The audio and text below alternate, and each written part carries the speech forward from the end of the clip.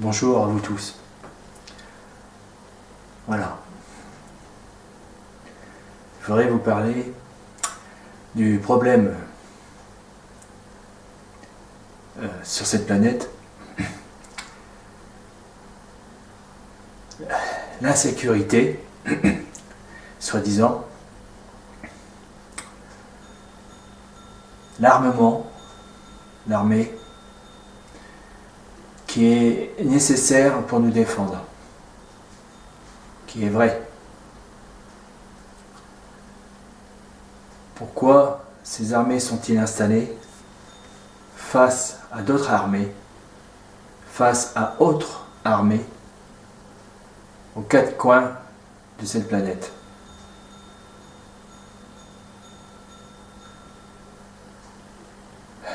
Malheureusement, c'est une des raisons qu'on doit tous commencer à travailler et à changer. Excusez-moi. Notre façon de penser, notre façon de voir. Qui peut être, comme j'ai déjà dit, qu'on peut prendre des connaissances sur le bouddhisme, en partie, pas tout, ou peut-être glaner des informations de droite ou de gauche, pourquoi pas chez les chrétiens, ou chez le Coran, quand c'est des choses qui sont logiques pour vivre ensemble, tout en gardant notre liberté, en respectant les autres, bien que notre liberté ait à ses limites, parce que on ne peut pas aller pique-niquer dans le jardin du voisin, ça serait mal vu, sur son autorisation. On ne peut pas lui cueillir des fleurs sur ses plates-bandes, et que le voisin il aille vous cueillir des fleurs chez vous. Vous serez assez triste, peut-être en colère, bien qu'il ne faut pas. C'est une des raisons qu'on doit établir des règles justes, équilibrées, pour nous tous. Décidément. Et c'est une des raisons, à grande échelle, vue de haut, d'en haut. C'est pour ça que cette raison qu'il y a des armées à chaque pays, parce que dans chaque pays n'a pas les mêmes règles.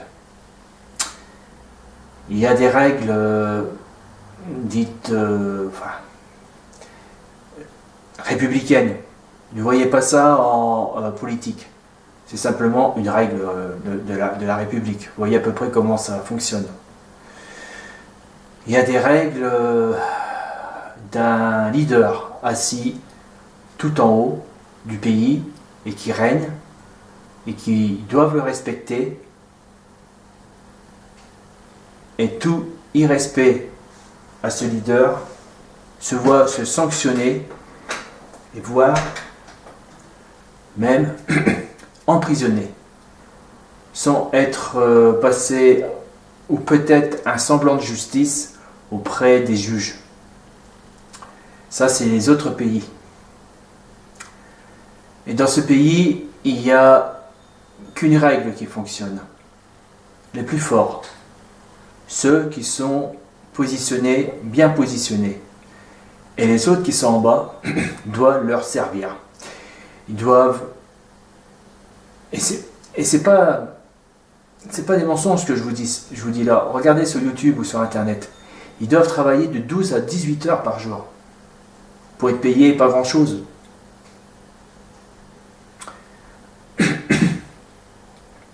Donc là, c'est une règle établie par un puissant.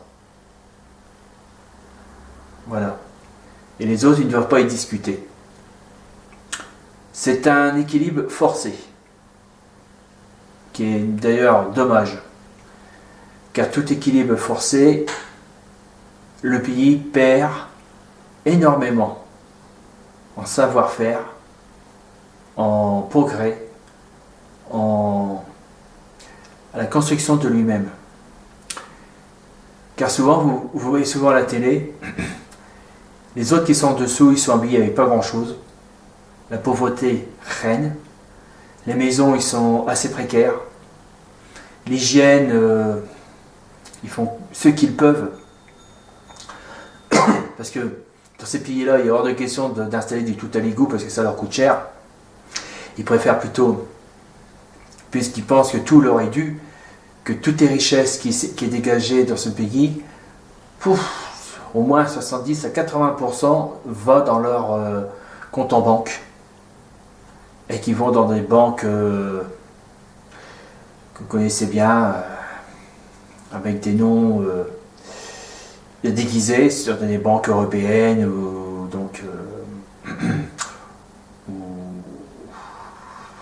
des États-Unis ou les autres pays, ou la Russie.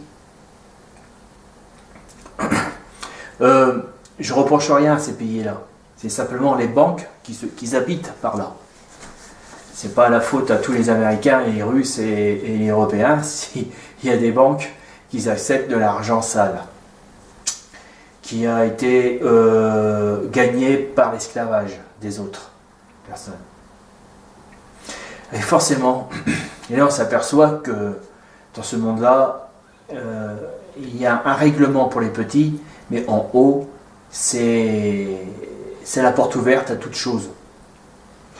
Et pour pas que ça soit mis en évidence par les médias, c'est bien dissimulé. Ils ont les moyens.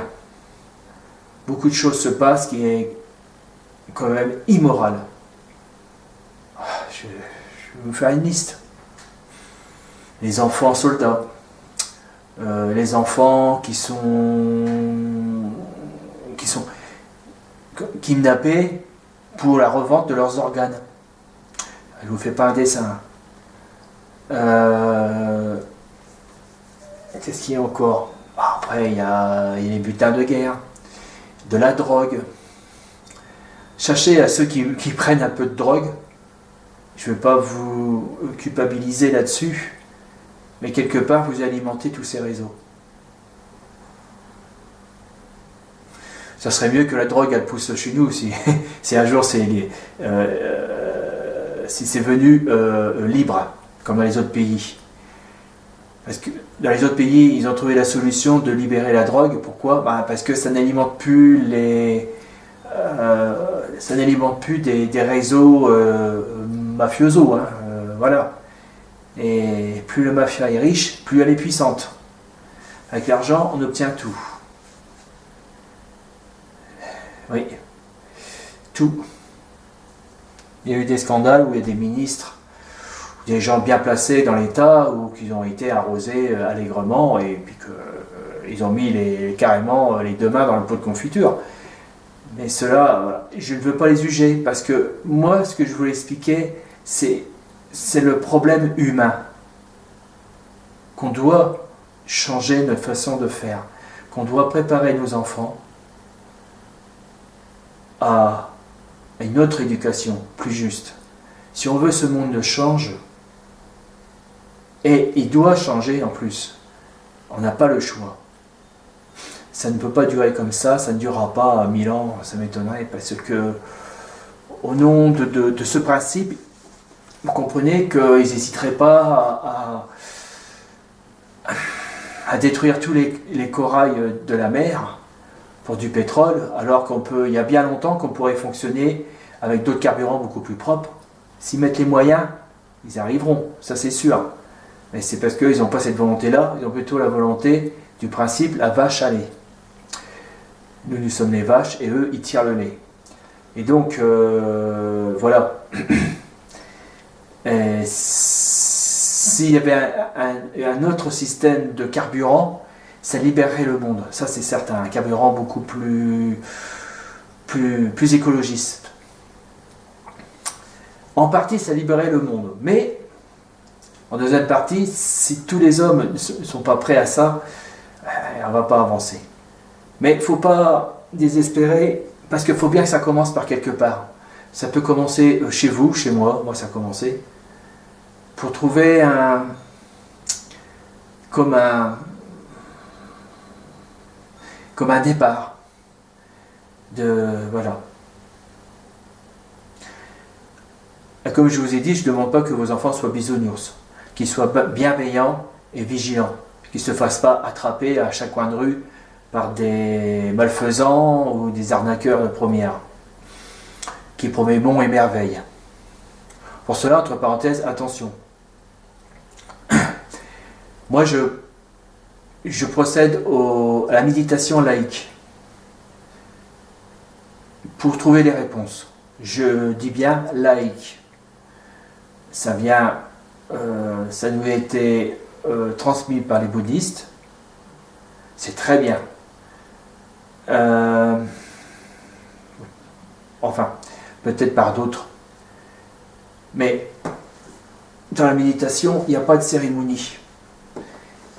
Rien du tout. Simplement, on se connecte à soi-même. On amplifie le cerveau à rechercher des solutions, le bien-être, trouver un équilibre mental et par relation, réciproquement, un équilibre mental et de la bonne santé. Ça a été prouvé par plusieurs grandes écoles scientifiques. Allez voir sur YouTube, tapez méditation,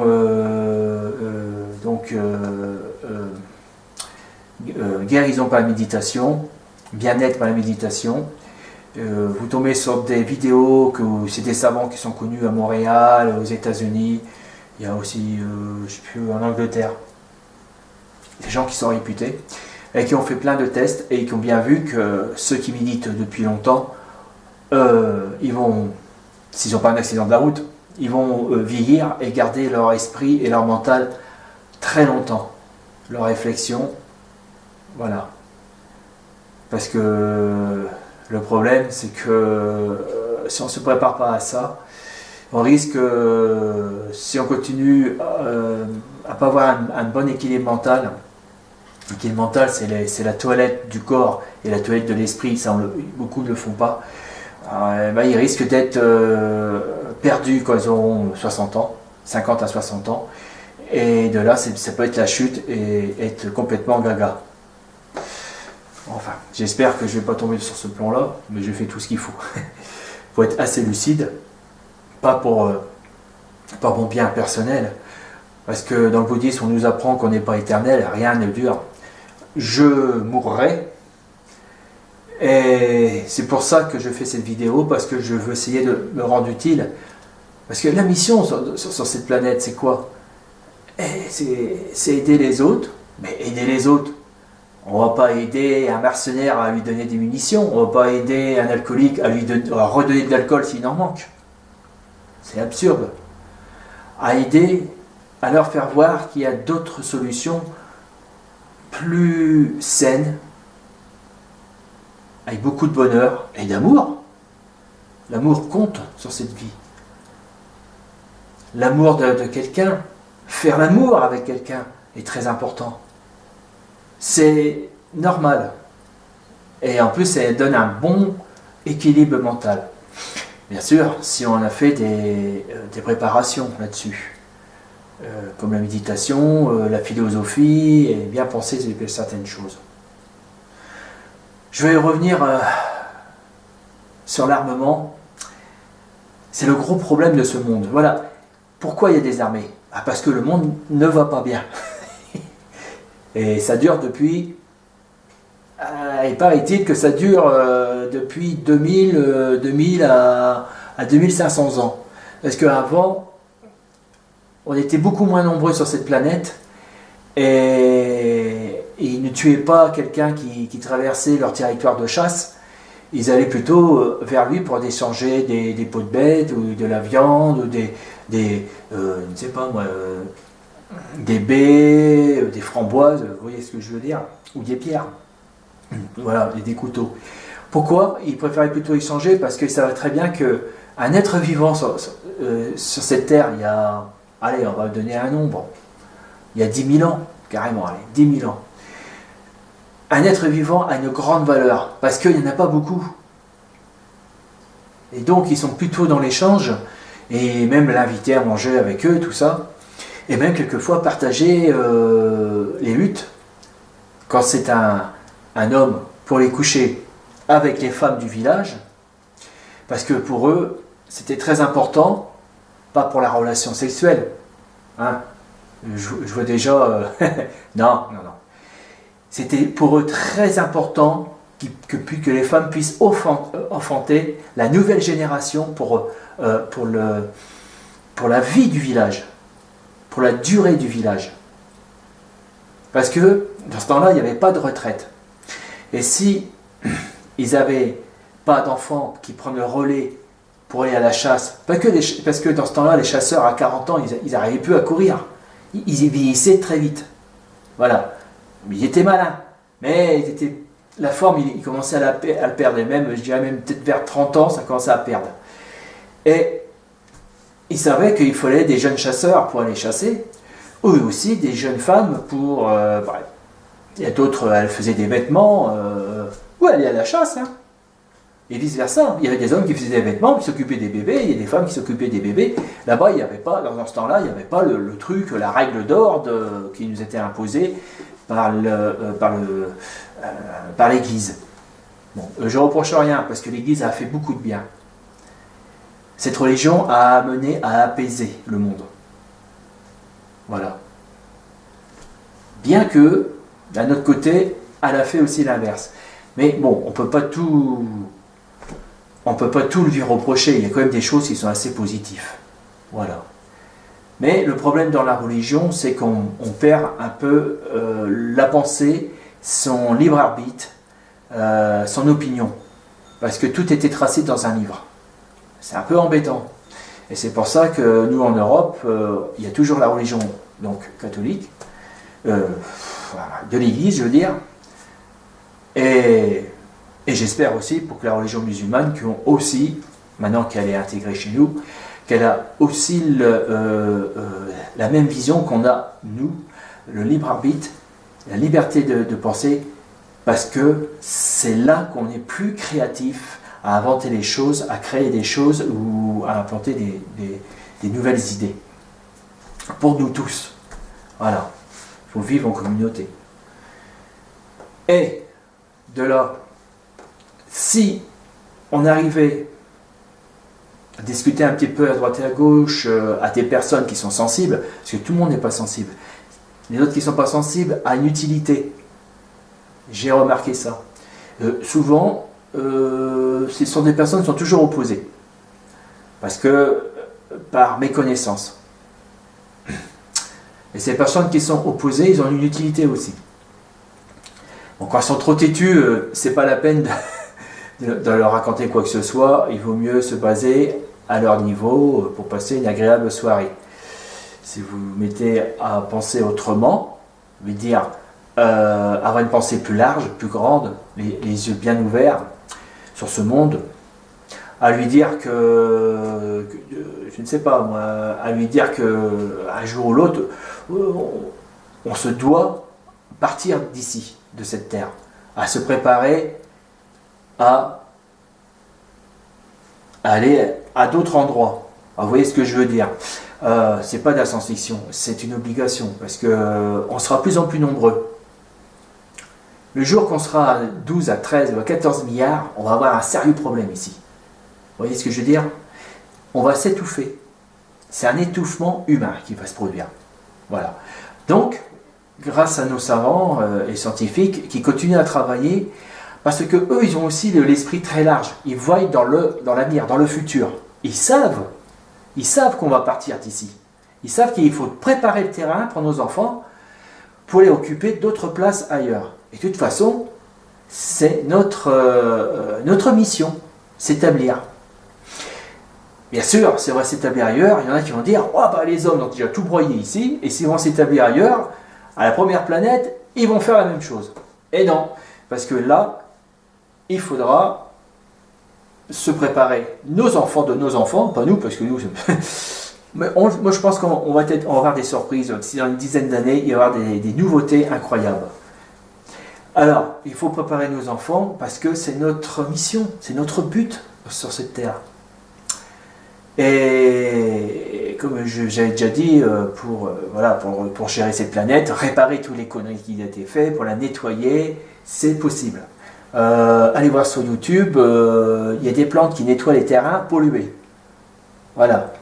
Et quand les plantes a pris tout le mercure, l'arsenic, le zinc, je ne sais plus, tout plein de trucs, il moissonne les plantes, il met dans les fours et il récupère les produits qui sont concentrés dans leurs feuilles. C'est en action actuellement. Voilà, voilà. Mais alors le problème, enfin c'est pas un problème, mais il faudrait réfléchir beaucoup dessus. J'espère que cette vidéo sera vue par des Marocains, des Espagnols, des Italiens, des Allemands, des Irakiens, des Iraniens, de tout cœur. Parce que c'est nous tous qu'on doit bouger, tout doucement, sans faire trop de vagues, sans heurter les autres. Vous voyez ? Créer une espèce de mode un peu. Et à ce moment-là, grâce à Internet, qui a déjà commencé, d'ailleurs c'est grâce à Internet que je peux vous parler, et à ce moment-là, on pourra commencer à unifier cette planète, à essayer de mettre une règle partout, une règle standard de vie des hommes. Ne plus travailler à 18 heures jusqu'à l'épuisement, voire jusqu'à la mort, à kidnapper des enfants, à plus vendre de la drogue, parce que si on vend de la drogue, pourquoi ? Parce que les gens ils souffrent tellement que c'est un médicament pour s'arracher. C'est peut-être des gens qui ne sont pas trop préparés et qui ont une vision tellement grande et les yeux grands ouverts, ça les affole ce qui se passe autour d'eux, qui se voient à la télé et tout ça. Donc, c'est un produit de fuite. Mais on peut fuir autrement. Hein. Une méditation bien saine, ça équivaut à avoir un calme mental. Mais si on prend de la drogue, on n'a forcément pas un calme mental, mais un mental endormi. De ce fait, quand les gens ils prennent trop de drogue sur plusieurs années, ils ne s'aperçoivent pas, mais ils deviennent, je suis désolé, votre intelligence, elle baisse. Pourquoi ?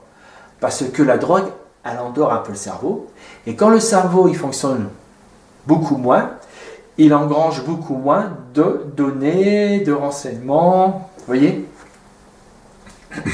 Donc, si ça fait 20 ans qu'il prend de la drogue, et ben, le cerveau c'est comme un disque dur, les renseignements s'effacent. Il y en a qui perdent complètement, ils savent même plus, ils n'ont plus de souvenirs de leur enfance, de leur mère. Hein. Ça m'a été dit par quelqu'un de médical, hein, on me l'a dit. La personne a oublié son identité, parce que le cerveau il fonctionne beaucoup lentement et presque... voilà. Donc, il vaut mieux méditer, ça plutôt enrichit le cerveau, ça le calme aussi, ça fait le même effet, et ça coûte moins cher, et vous n'alimentez pas tous ces réseaux de malveillance qui s'enrichissent sur le malheur des hommes et des femmes, le malheur du monde. Et à ce moment-là, quand on se préparera et que ça commencera à s'unifier, eh ben, j'ai une bonne nouvelle. Il y aura beaucoup moins de militaires. Eh oui. Une autre nouvelle. Tous les impôts que vous payez, il y a presque la moitié qui va à l'armée. Les impôts vont baisser fortement. Une autre nouvelle, l'argent. L'argent pourrait aller aux études, aux scientifiques, pour justement pour étudier les nouveaux systèmes, pour améliorer la vie, pour réparer cette planète, pour purifier l'eau qui est venue impure par les pollutions du passé. Vous vous rendez compte ? À Paris, il y a des endroits de Paris, il y a des terrains qui sont pollués par des usines qui ont été bâties en 1800 et encore pollués méchamment. Hein. Pour vous dire. Et de ce fait, l'argent ira plutôt plus sur le médical, pour réparer les problèmes d'ADN, vous savez, les maladies qui sont transmises de mère à fille, voilà. Et aussi, il y a plein de problèmes, là, même de plus en plus, parce qu'ils ont tellement pollué les terrains, il y a des nouveaux problèmes qu'il n'y avait pas avant. Et des problèmes très graves, très très graves. Voilà. Bah, hit parade, le cancer. Il y a beaucoup plus de cancers. Hein. Il nous promet 70% de cancer dans les 2000, je ne sais plus si je vous rappelle, 2050. 70% de maladies, ça sera du cancer. C'est énorme. Voyons. Voilà. Et donc, forcément, bon, il y aura toujours un peu d'armée pour aider pour les catastrophes naturelles, pour acheminer de l'eau s'il y a des problèmes. Ou si bien aussi peut-être pour si un jour il y a quelque chose qui ne va pas, des gens fous alliés qui font des trucs, voilà. Mais ça serait le départ de cette planète unifiée. Ça commence déjà par l'Europe, qu'on s'unifie, et ça va s'étendre. Donc, ayez l'espoir. Voilà. Maintenant, vous allez méditer dessus. Il y a quelqu'un qui vient pour chez moi. Méditez dessus. Et si vous avez des idées, tout ça, n'hésitez pas à m'envoyer. Je lirai. Peut-être que j'aurai trop de monde, je n'arriverai pas à renvoyer des messages. Enfin, je vais m'efforcer. Pour l'instant, j'ai presque personne. Mais je pense que ce que je suis en train de faire, ça va bouger énormément. Voilà. Je vous remercie à vous tous et j'en suis heureux. C'est pas grand chose, mais ce qu'on vient de faire, on fait quelque chose d'énorme. Très très grand.